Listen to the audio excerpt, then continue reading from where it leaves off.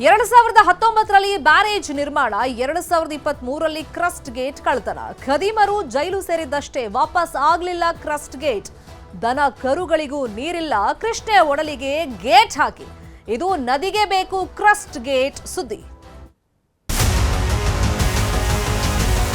Gate ಅಳವಡಿಸ್ರಿ ಅಂತಂದು ಸಾಕಷ್ಟು ಸರಿ ನಾವು ಮನವಿ ಮಾಡ್ಕೊಂಡಿವಿ. ಆದ್ರೂ ಕೂಡ ಇಲ್ಲಿವರೆಗೂ ಯಾರು ಕೂಡ ನಮ್ಮ ಸಮಸ್ಯೆಗೆ ಸ್ಪಂದನೆ ಮಾಡಿಲ್ಲ. ಈ ನೀರಿನ ಸಲುವಾಗಿ ನಾವು ಪಾದಯಾತ್ರೆ ಮಾಡಿದಾಗ ಎಷ್ಟು ಖುಷಿ ಇತ್ತು, ನೋವಾಗಿರ್ಲಿಲ್ಲ. ಇಲ್ಲಿಂದ ನಡ್ಕೊಂತ ಹೋಗೋದು, ಈಗ ಈ ನೀರಿನಿಂದಲಾರ್ದು ನೋವಾಗ್ಯದ.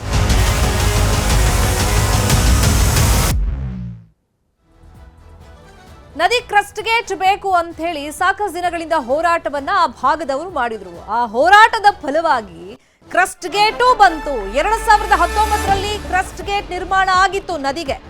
ಆದ್ರೆ 2023ರಲ್ಲಿ ಅದು ಕಳ್ತನ ಆಯಿತು. ಕೃಷ್ಣಾ ನದಿಯ ಬ್ರಿಡ್ಜ್ ಕಮ್ ಬ್ಯಾರೇಜ್ ನ ಕ್ರಸ್ಟ್ ಗೇಟ್ ನ ಕಥೆ ಇದು. ಖದೀಮರು ಕೇವಲ 3 ವರ್ಷಗಳಲ್ಲೇ ಅಲ್ಲಿ ಹಾಕಿದಂತ ಕ್ರಸ್ಟ್ ಗೇಟ್ ಗಳನ್ನ ಕಳ್ತನ ಮಾಡಿಬಿಟ್ರು. 2023ರ ಅಕ್ಟೋಬರ್ನಲ್ಲಿ 20 ಕ್ರಸ್ಟ್ ಗೇಟ್ ಗಳನ್ನ ಕಳ್ತನ ಮಾಡಲಾಗಿತ್ತು. ಬೇವೂರು ಪೊಲೀಸರು ಆ ಕ್ರಸ್ಟ್ ಗೇಟ್ ಕದ್ದಿದ್ರಲ್ಲ, ಕಳ್ಳರನ್ನ ಬಂಧಿಸಿದ್ರು. ಕ್ರಸ್ಟ್ ಗೇಟ್ ಜಪ್ತಿ ಆಯಿತು. 2.5 ವರ್ಷ ಆದ್ರೂ ಕೂಡ ಆ ಕ್ರಸ್ಟ್ ಗೇಟ್ ಅನ್ನ ಮತ್ತೆ ನದಿಗೆ ಹಾಕಿಲ್ಲ. ಕೊಪ್ಪಳ ಜಿಲ್ಲೆ ಕುಕನೂರ ಬಳಿಯ ಮಂಗಳೂರು ಗ್ರಾಮದಲ್ಲಿ ಕ್ರಸ್ಟ್ ಗೇಟ್ಗಳು ಇಲ್ಲದೆ ಕೃಷ್ಣೆ ನೀರು ಹರಿದು ಹೋಗ್ತಾ ಇದೆ. ಮಂಗಳೂರಿನ ಹಿರೇಹಳ್ಳಕ್ಕೆ ನಿರ್ಮಿಸಿದಂತ ಬ್ಯಾರೇಜ್ ಗೇಟ್ ಇದು, ಬ್ರಿಡ್ಜ್ ಕಮ್ ಬ್ಯಾರೇಜ್. ಆದ್ರೆ ಈ ಕ್ರಸ್ಟ್ ಗೇಟ್ ಕಳ್ತನ ಆಯಿತು, ಅದು ರಿಕವರು ಮಾಡ್ಕೊಂಡಿದ್ದಾರೆ. ಆದ್ರೆ ಅದನ್ನ ಈಗ ಅಲ್ಲಿ ಅಳವಡಿಕೆ ಮಾಡಿಲ್ಲ. ಒಂದ್ ಕಡೆ ನೀರಿಲ್ಲ, ಅಂತರ್ಜಲ ನೋಡಿದ್ರೆ ಬತ್ತಿ ಹೋಗಿದೆ. ಇದೀಗ ದನ ಕರುಗಳಿಗೆ ಕುಡಿಯೋಕ್ಕೂ ನೀರಿಲ್ಲದೆ ಪರದಾಡುವಂತ ಪರಿಸ್ಥಿತಿ ಇದೆ.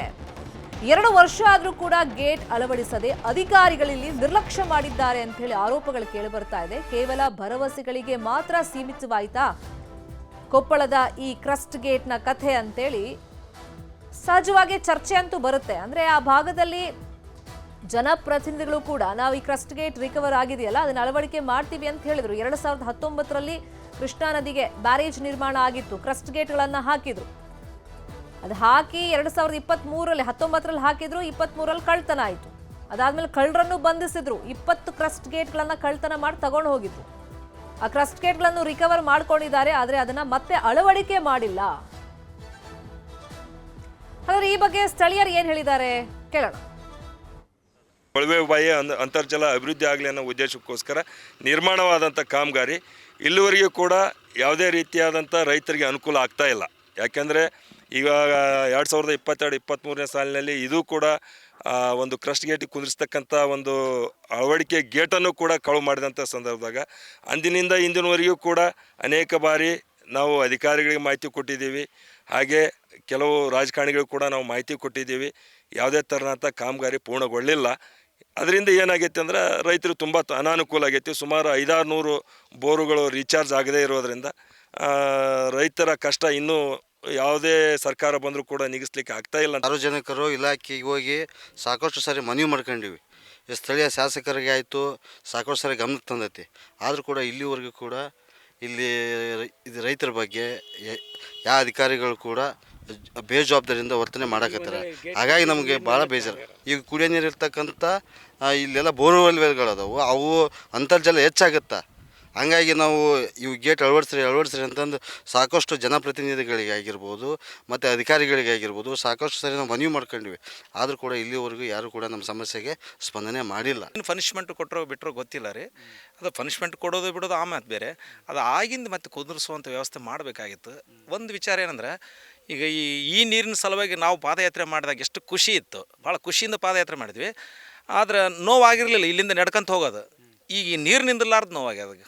ಬಂದದ್ದು ನೀರನ್ನು ಉಳಿಸ್ಕೊಳಕ್ಕೆ ಆಗೋಲ್ತಲ್ಲ ಅನ್ನುವಂಥದ್ದು ನೋವು. ಮುರುಡಿ ಕೆರೆಯಿಂದ ಬರ್ತದೆ ರೀ, ಮುರುಡಿ ಕೆರೆಗೆ ಅಲ್ಲಿಂದ ಬರ್ತದೆ, ಆಲ್ಮಟ್ಟಿಯಿಂದ ಬರ್ತದೆ. ಹೌದು ಹೌದು. ಈಗ ಈ ನೀರು ನಿಂತಂದ್ರೆ ಸರ್ ಸುಮಾರು ಒಂದು 300-400 ಬೋರುಗಳು ಬಂದಾದ ಬೋರ್ ಚಾಲುವಾಗಿದ್ದು ಸರ್. ಹ್ಞೂ ರೀ, ಆಗ್ಯದಂತಪ್ಪ. ಈಗ ಒಂದು ವಾರದ 15-20 ದಿವಸದಿಂದ ಆಗ್ಯದಂತಾರೆ. ಅದು ದೊಡ್ಡ ಕೆಲಸ ಆಗೋಲ್ತ ಅನ್ನೋ ಉದ್ದೇಶ ಅಷ್ಟೇ. ಮತ್ತೆ 2018ರಿಂದ 23ರವರೆಗೆ ಯಾವುದೇ ರೀತಿ ಇಲ್ಲಿ ನೀರಿನ ಕೊರತೆ ಆಯ್ತು ಯಾವುದೇ ಇದ್ದಿಲ್ಲ ಸರ್. ಮಾನ್ಯ ಶಾಸಕರಾದ ಬಸವರಾಜ ರಾಯರೆಡ್ಡಿ ಅವರು ತಮ್ಮ ಅನುದಾನದಲ್ಲಿ ಇದು ಮಾಡಿದ್ರು. ಈಗಾಗಲೇ ಸಂಬಂಧಪಟ್ಟ ಗ್ರಾಮಸ್ಥರ ಜೊತೆಗೆ ಮತ್ತು ರೈತರ ಜೊತೆಗೆ ಮಾನ್ಯ ಶಾಸಕರನ್ನು ಭೇಟಿ ಆದ ಹೊತ್ನಾಗ ಅವರು ಈಗಾಗಲೇ ಸಣ್ಣ ನೀರಾವರಿ ಇಲಾಖೆ ಅಧಿಕಾರಿಗಳಿಗೆ ಸೂಚನೆ ಮಾಡ್ರೆ ಅದಕ್ಕೆ ಸಂಬಂಧಪಟ್ಟ ಎಸ್ಟಿಮೇಟ್ ಆಗಿದೆ. ಇನ್ನೂ ಕೆಲವೇ ದಿನಗಳಲ್ಲಿ ಸಂಬಂಧಪಟ್ಟ ಅಧಿಕಾರಿಗಳು ಬಂದು ಈ ಗೇಟನ್ನು ಕುಂದಿರ್ಸ್ತಾರೆ ಸರ್. ಇದು ಗ್ರಾಮಸ್ಥರು ಹೇಳ್ತಿರುವಂತ ಮಾತು. 2019ರಲ್ಲಿ ಅಲ್ಲಿ ಕ್ರಸ್ಟ್ ಗೇಟ್ ನಿರ್ಮಾಣ ಮಾಡಿದ್ರು. ಕೊಪ್ಪಳದ ಕುಕನೂರ್ನ ಮಂಗಳೂರು ಅನ್ನೋ ಗ್ರಾಮದಲ್ಲಿ ಮಳೆಗಾಲ ಬಂದಂತ ಸಂದರ್ಭದಲ್ಲಿ ವ್ಯರ್ಥವಾಗಿ ನೀರು ಹರಿದು ಹೋಗ್ತಾ ಇದೆ. ಮಳೆಗಾಲ ಮುಗಿತಾ ಇದ್ದಂಗೆ ಅಲ್ಲಿನ ಜನರಿಗೆ ನೀರಿಗೋಸ್ಕರ ಪರದಾಡುವಂತ ಪರಿಸ್ಥಿತಿ ನಿರ್ಮಾಣವಾಗಿದೆ. ಮತ್ತೆ ಇಲ್ಲಿ ಕ್ರಸ್ಟ್ ಗೇಟ್ ಇಲ್ಲದ ಪರಿಣಾಮ ಅಂತರ್ಜಲದ ನೀರಿನ ಮಟ್ಟ ಕೂಡ ದಿನದಿಂದ ದಿನಕ್ಕೆ ಕುಸಿತ ಆಗ್ತಾ ಇದೆ. ಅಟ್ಲೀಸ್ಟ್ ಒಂದು ಕ್ರಸ್ಟ್ ಗೇಟ್ ಹಾಕಿ ನೀರನ್ನ ನಿಲ್ಲಿಸಿದ್ರೆ ಅಂತರ್ಜಲದ ಮಟ್ಟ ಏರಿಕೆ ಆಗುತ್ತೆ. ಈಗ ಕಳ್ತನ ಆಗಿತ್ತು, ಸುಮಾರು 20 ಕ್ರಸ್ಟ್ ಗೇಟ್ ಕಳ್ತನ ಆಗಿತ್ತು, ರಿಕವರು ಮಾಡ್ಕೊಂಡಿದ್ದಾರೆ, ಕಳ್ಳರನ್ನು ಬಂಧಿಸಿದ್ದಾರೆ. ಆದರೆ ವಾಟ್ ನೆಕ್ಸ್ಟ್ ಅನ್ನೋ ಪ್ರಶ್ನೆ ಉದ್ಭವವಾಗುತ್ತಲ್ಲ, ಅದನ್ನು ರೀಪ್ಲೇಸ್ ಮಾಡಬೇಕಾಗಿತ್ತಲ್ಲ, ಮತ್ತಲ್ಲಿ ಹಾಕಬೇಕಾಗಿತ್ತಲ್ಲ. ಆ ಕಾರ್ಯವನ್ನ ಅಧಿಕಾರಿಗಳು ಮಾಡಿಲ್ಲ. ಇದರಲ್ಲಿ ಅಧಿಕಾರಿಗಳ ದಿವ್ಯ ನಿರ್ಲಕ್ಷ್ಯ ಅಂತೂ ಎದ್ದು ಕಾಣ್ತಾ ಇದೆ. ಮತ್ತೊಂದು ಕಡೆ ಜನಪ್ರತಿನಿಧಿಗಳು ಅವ್ರ ಗಮನಕ್ಕೂ ಇದೆ ಕೊಪ್ಪಳ ಭಾಗದಲ್ಲಿ, ಆದರೆ ಅವ್ರೀಗ ಮನ್ಸು ಮಾಡ್ತಾ ಇಲ್ಲ. ಅಂದರೆ ಜನರ ಮುಂದೆ ಭರವಸೆ ಕೊಟ್ಟಿದ್ದಾರೆ, ಆದರೆ ಕ್ರಸ್ಟ್ ಗೇಟ್ ಅಳವಡಿಕೆ ಕಾರ್ಯ ಮಾತ್ರ ನಡೀತಾ ಇಲ್ಲ. ಇದರಿಂದ ಸಹಜವಾಗಿ ಗ್ರಾಮಸ್ಥರಿಗೆ ನೀರಿಗೆ ಹಾಹಾಕಾರ ಶುರುವಾಗಿರೋದ್ರಿಂದ ಕೋಪ ಅಂತೂ ಬಂದೇ ಬರುತ್ತೆ. ಈ ಆಕ್ರೋಶವನ್ನ ವ್ಯಕ್ತಪಡಿಸ್ತಾ ಇದ್ದಾರೆ. ಇನ್ನು ಎಷ್ಟು ವರ್ಷ ಬೇಕು ನಿಮಗೆ? ಸಾಕಷ್ಟು ಹೋರಾಟ ಮಾಡಿ ನಾವು ಕ್ರಸ್ಟ್ ಗೇಟ್ ಅನ್ನ ಹಾಕಿಸ್ಕೊಂಡಿದ್ವಿ, ಆದರೆ ಕ್ರಸ್ಟ್ ಗೇಟ್ ಕಳ್ತನ ಆದ್ಮೇಲೆ ಸಿಕ್ಕಿದ್ರೂ ಮತ್ತೆ ಅಳವಡಿಕೆ ಯಾಕೆ ಮಾಡ್ತಾ ಇಲ್ಲ? ಈಗ ಹೋರಾಟ ಮಾಡಕ್ ನಿಜಕ್ಕೂ ನಮ್ಗೆ ಬೇಸರ ಆಗ್ತಾ ಇದೆ. ಅವಾಗೆಲ್ಲ ಪಾದಯಾತ್ರೆ ಮಾಡಿದ್ವಿ, ನಮಗೆ ನೀರು ಬೇಕು, ಕ್ರಸ್ಟ್ ಗೇಟ್ ಅಳವಡಿಸಿ ನೀರನ್ನ ನಿಲ್ಲಿಸಬೇಕು ಅಂತ ಹೇಳಿ. ಆದರೆ ಈಗ ಹೋರಾಟ ಮಾಡೋಕ್ಕೂ ನಮ್ಗೆ ಮನಸ್ಸಿಲ್ಲ, ನಮಗೆ ಬೇಜಾರಾಗುತ್ತೆ, ಎಷ್ಟತಿ ಕೇಳಬೇಕು ನಿಮ್ಮ ಹತ್ರ ಅಂತ ಹೇಳಿ ಜನನೇ ಆಕ್ರೋಶವನ್ನು ವ್ಯಕ್ತಪಡಿಸ್ತಾ ಇದ್ದಾರೆ, ಜೊತೆಗೆ ಬೇಸರವನ್ನು ವ್ಯಕ್ತಪಡಿಸ್ತಾ ಇದ್ದಾರೆ. ಈ ಬಗ್ಗೆ ಅಧಿಕಾರಿಗಳು ಅಲರ್ಟ್ ಆಗಬೇಕಾಗುತ್ತೆ. ನ್ಯೂಸ್ 18 ಖಂಡಿತ ಇದನ್ನು ಫಾಲೋ ಅಪ್ ಮಾಡುತ್ತೆ. 2019ರಲ್ಲಿ ಕ್ರಸ್ಟ್ ಗೇಟ್ ನಿರ್ಮಾಣ ಆಗಿದ್ದು 23ರಲ್ಲಿ ಕಳ್ತನ ಆಗುತ್ತೆ ಅಂದರೆ ಇಷ್ಟು ಬೇಗ ಈ ಪ್ರೋಸೆಸ್ ಎಲ್ಲ ಆಗಿದೆಯಲ್ಲ. ಸೊ ಈ ನಿಟ್ಟಲ್ಲಿ ಸಹಜವಾಗಿ ಗ್ರಾಮಸ್ಥರಿಗೂ ಬೇಸರ ಇದೆ. ಹೋರಾಟದ ಫಲವಾಗಿ ಕ್ರಸ್ಟ್ ಗೇಟ್ ಬಂತು, ಕಳ್ಳರು ಕೈ ಚಳಕ ತೋರಿಸ್ತಾರೆ, 20 ಕ್ರಸ್ಟ್ ಗೇಟ್ಗಳನ್ನು ಕತ್ಕೊಂಡು ಹೋಗ್ತಾರೆ. ಈಗ ನೋಡಿದ್ರೆ ಆ ಕ್ರಸ್ಟ್ ಗೇಟ್ ಸಿಕ್ಕಿದೆ, ಅದನ್ನ ಅಳವಡಿಕೆ ಮಾಡುವಲ್ಲಿ ಯಾಕೆ ವಿಳಂಬ ಮಾಡ್ತಾ ಇದ್ದೀರಾ, ಡಿಲೇ ಯಾಕೆ ಮಾಡ್ತಾ ಇದ್ದೀರಾ ಅಂತ ಹೇಳಿ ಗ್ರಾಮಸ್ಥರು ಪ್ರಶ್ನೆಯನ್ನ ಮಾಡ್ತಾ ಇದ್ದಾರೆ. ಈಗ ಉಸ್ತುವಾರಿ ಸಚಿವರು ಶಿವರಾಜ್ ತಂಗಡಗಿ ಅವರು ಸಾಕಷ್ಟು ಸಮಸ್ಯೆಗಳ ಬಗ್ಗೆ ಇಮಿಡಿಯೇಟ್ ಆಗಿ ರೆಸ್ಪಾನ್ಸ್ ಮಾಡ್ತಾರೆ, ಇಲ್ಲ ಅಂತಲ್ಲ. ಬಟ್ ಇಲ್ಲಿ ನೀರಿನ ಸಮಸ್ಯೆ ಮತ್ತೆ ಆ ಭಾಗ, ಎಸ್ಪೆಷಲಿ ಆ ಭಾಗದಲ್ಲಿ ನೀರಿನ ಸಮಸ್ಯೆ, ಬೇಸಿಗೆ ಕಾಲದಲ್ಲಿ ನೀರಿಗೋಸ್ಕರ ಹಾಹಾಕಾರ ಉಂಟಾಗುತ್ತೆ. ಒಂದು ಹನಿ ನೀರಿಗೂ ಕೂಡ ಪರದಾಟ ಮಾಡುವಂತ ಪರಿಸ್ಥಿತಿ ನಿರ್ಮಾಣವಾಗಿರುತ್ತೆ. ಸೊ ಈ ಬಗ್ಗೆ ತುರ್ತಾಗಿ ಅವ್ರು ಗಮನ ಹರಿಸಬೇಕು ಅಂತ ನಾವು ಕೂಡ ಕೇಳ್ಕೊಳ್ತಾ ಇದ್ದೀವಿ. ಕಾರಣ ಆ ಭಾಗದಲ್ಲಿ ಗ್ರಾಮಸ್ಥರು ನಿಜಕ್ಕೂ ಸಂಕಟವನ್ನು ಪಡ್ತಾ ಇದ್ದಾರೆ. ಇನ್ನು ಬೋಸರಾಜು ಅವರು, ಸೊ ಅವರು ಕೂಡ ಈಗ ನೀರಾವರಿ ಇಲಾಖೆಯಲ್ಲಿ ಸಾಕಷ್ಟು ಕೆಲಸ ಮಾಡಿದ್ದಾರೆ, ಹೆಸರನ್ನು ಪಡ್ಕೊಂಡಿದ್ದಾರೆ. ಆದರೆ ಅವ್ರು ಮನಸ್ಸು ಮಾಡಿದ್ರೆ ಬಹುಶಃ ಒಂದು 5 ನಿಮಿಷದ ಕೆಲಸ ಅಧಿಕಾರಿಗಳಿಗೆ ಹೇಳ್ಬಿಟ್ರೆ ಅದು ಗೇಟ್ ಸಿಕ್ಕಿದೆಯಲ್ಲ ಕ್ರಸ್ಟ್ ಗೇಟ್, ಅದ್ರ ಪರಿಸ್ಥಿತಿ ಏನಿದೆಯೋ ಗೊತ್ತಿಲ್ಲ. ಯಾಕಂದ್ರೆ ಮೇಂಟೆನೆನ್ಸ್ ಇಲ್ಲ. 2019ರಲ್ಲಿ ಹಾಕಿದ್ರು, 23ರಲ್ಲಿ ಕಳ್ಳರು ಕತ್ಕೊಂಡು ಹೋದ್ರು. ಇವಾಗ ಅದು ರಿಕವರ್ ಆದರೂ ಕೂಡ ಎಲ್ಲಿದೆ ಅಂತ ಗೊತ್ತಿಲ್ಲ. ಬಹುಶಃ ತುಕ್ಕು ಹಿಡಿದ ಪರಿಸ್ಥಿತಿಯಲ್ಲಿ ಇರ್ಬೋದು, ಅದಕ್ಕೆ ಮೇಂಟೆನೆನ್ಸ್ ಇಲ್ಲದೆ ಇರೋದ್ರಿಂದ. ಹಾಗಾಗಿ ಅದೀಗ ಮತ್ತೆ ಅಳವಡಿಕೆ ಮಾಡಬೇಕು ಅಂತಂದರೆ ಒಂದಿಷ್ಟು ದುಡ್ಡು ಕೂಡ ಹೆಚ್ಚುವರಿಯಾಗಿ ಖರ್ಚು ಆದರೂ ಆಗಬಹುದು. ಹಾಗಾಗಿ ಶಿವರಾಜ್ ತಂಗಡಗಿಯವರು, ಬೋಸರಾಜ್ ಅವರು ಅವ್ರ ಗಮನಕ್ಕೆ ತರುವಂಥ ಪ್ರಯತ್ನವನ್ನು ನ್ಯೂಸ್ 18 ಈ ಸ್ಟೋರಿ ಮುಖೇನ ಮಾಡ್ತಾ ಇದೆ. ಗ್ರಾಮಸ್ಥರು ಸಾಕಷ್ಟು ಬಾರಿ ಆ ಭಾಗದಲ್ಲಿ ಜನಪ್ರತಿನಿಧಿಗಳಿಗೆ ಈ ವಿಷಯವನ್ನ ತಿಳಿಸಿದ್ದಾಗಿದೆ. ಭರವಸೆ ಏನೋ ಕೊಟ್ಟಿದ್ದಾರೆ, ಅಂದರೆ ಅವ್ರ ಗಮನಕ್ಕೆ ಇಲ್ಲ ಅಂತಲ್ಲ, ಈ ವಿಷಯ ಇದೆ. ಆದರೆ ಆ ಭರವಸೆ ಯಾವಾಗ ಈಡೇರುತ್ತೆ ಅಂತೇಳಿ ಜನ ಕೇಳ್ತಾ ಇದ್ದಾರೆ. ಇವಾಗಿನ ಮಳೆಗಾಲ ನೋಡಿ ಮುಗ್ದು ಹೋಗ್ಬಿಟ್ಟಿದೆ, ಈಗ ಇನ್ನೇನು ಬೇಸಿಗೆ ಶುರುವಾಗ್ತಾ ಇದೆ, ಮತ್ತು ನೀರಿಗೋಸ್ಕರ ಹಾಹಾಕಾರ. ಅಂದರೆ ಜಾನುವಾರುಗಳಿಗೆ ಆ ಭಾಗದಲ್ಲಿ ಕುಡಿಯೋ ನೀರಿಗೂ ಕೂಡ ಹಾಹಾಕಾರ ಶುರುವಾಗ್ತಾ ಇದೆ. ಅಟ್ಲೀಸ್ಟ್ ಆ ಕ್ರಸ್ಟ್ ಗೇಟ್ಗಳನ್ನು ಹಾಕಿದ್ರೆ ನೀರನ್ನು ನಿಲ್ಲಿಸ್ಬೋದು. ಸೊ ರೈತರಿಗೆ ಮತ್ತು ಜಾನುವಾರುಗಳಿಗೆ ಇದರಿಂದಾಗಿ ಕುಡಿಯೋಕೆ ಅಟ್ಲೀಸ್ಟ್ ನೀರು ಸಿಗುತ್ತೆ, ನೀರಾವರಿ ಸಿಗುತ್ತೆ.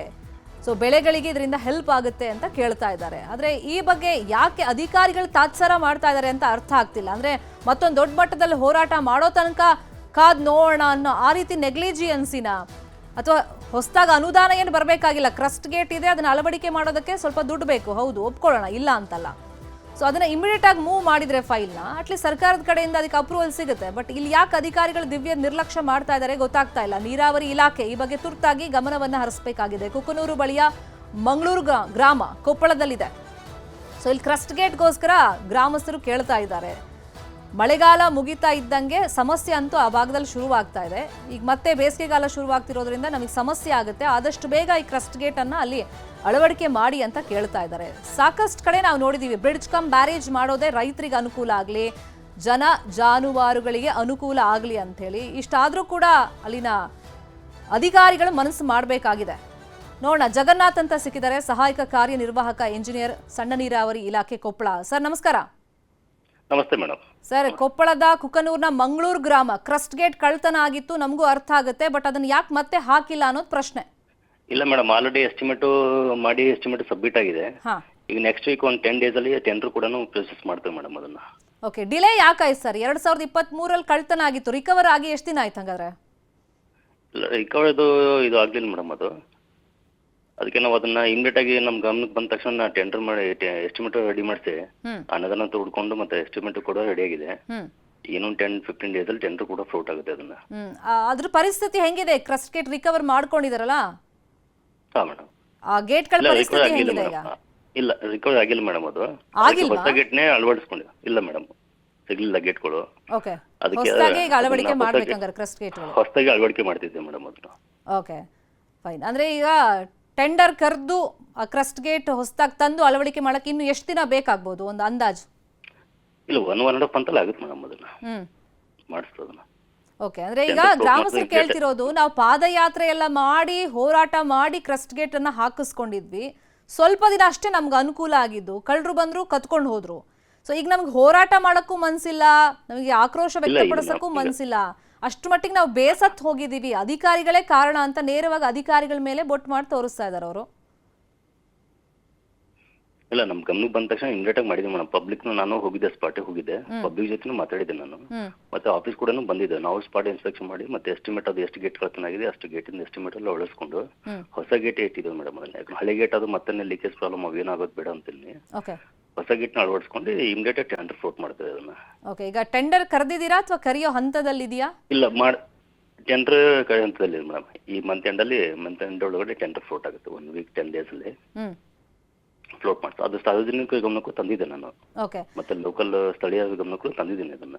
ಓಕೆ ಫೈನ್, ಫಾಲೋ ಅಪ್ ಮಾಡ್ತೀನಿ. ನೀವು ಅಂದ್ರೆ ಇನ್ನೊಂದು 1.5 ತಿಂಗಳಿಂದ 2 ತಿಂಗಳು ಬೇಕಾಗಬಹುದು ಅಂತ ನಿಮ್ಮ ಗಮನಕ್ಕೆ ಬಂದ ತಕ್ಷಣ ನೀವು ಕಾರ್ಯಪ್ರವೃತ್ತರಾಗಿದ್ರೆ ತಕ್ಷಣಕ್ಕೆ ಅದೊಂದು ಅಭಿನಂದನಾರ್ಹ ವಿಷಯನೇ, ಇಲ್ಲ ಅಂತಲ್ಲ. ಬಟ್ ಈ ಸುದ್ದಿಯನ್ನು ಖಂಡಿತ ನಾವು ಫಾಲೋ ಅಪ್ ಮಾಡ್ತೀವಿ. ಅದು ಕಂಪ್ಲೀಟ್ ಆಗೋ ತನಕ ನ್ಯೂಸ್ 18 ಅಂತೂ ಫಾಲೋ ಅಪ್ ಮಾಡುತ್ತೆ. Thank you so much Jagannath ಅವರೇ, ನ್ಯೂಸ್ 18ಗೆ ರಿಯಾಕ್ಷನ್ ಕೊಟ್ಟಿದ್ದಕ್ಕೆ. ಇದು ಜಗನ್ನಾಥ್ ಅವ್ರು ಹೇಳಿರುವಂಥ ಮಾತು. ಯಾಕಂದರೆ ಅವರು ಗಮನಕ್ಕೆ ಬಂದ ತಕ್ಷಣ ನಾನು ಇಮಿಡಿಯೇಟ್ ಆಗಿ ಅದನ್ನು ಫೈಲ್ ಮೂವ್ ಮಾಡಿದ್ದೀನಿ, ಅಪ್ರೂವಲ್ ಸಿಕ್ಕಿದೆ, ಈಗ ಟೆಂಡರ್ ಕರಿಬೇಕಷ್ಟೇ, ಈ ಮಂತ್ ಎಂಡಲ್ಲಿ ಟೆಂಡರ್ ಕರೆದ್ರೆ ಅದು ಅಪ್ರೂವಲ್ ಎಲ್ಲ ಆದಮೇಲೆ ಇನ್ನೊಂದು 1.5 ತಿಂಗಳಿಂದ 2 ತಿಂಗಳು ಬೇಕಾಗಬಹುದು ಅಂತ ಹೇಳಿದ್ದಾರೆ. ಬಹುಶಃ ಈ ವರ್ಷದಲ್ಲೇ ಮಳೆಗಾಲದಲ್ಲಿ ಕ್ರಸ್ಟ್ ಗೇಟ್ ಅಲ್ಲಿ ಅಳವಡಿಕೆ ಆಗುತ್ತೆ ಅನ್ನೋ ವಿಶ್ವಾಸದಲ್ಲಿ ನಾವು ಇದ್ದೀವಿ. ಸುದ್ದಿಯನ್ನು ಫಾಲೋ ಅಪ್ ಮಾಡ್ತೀವಿ.